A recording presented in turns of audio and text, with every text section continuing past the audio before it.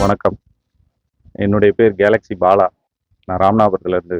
நம்மளுடைய அண்டை மாநிலமான கேரளத்தில் வயநாட்டில் நடந்த சம்பவம் அது கேட்கும்போது மனதுக்கு ரொம்ப வேதனையாகவும் ஒரு துக்கமான செய்தியாகவும் இருக்கு.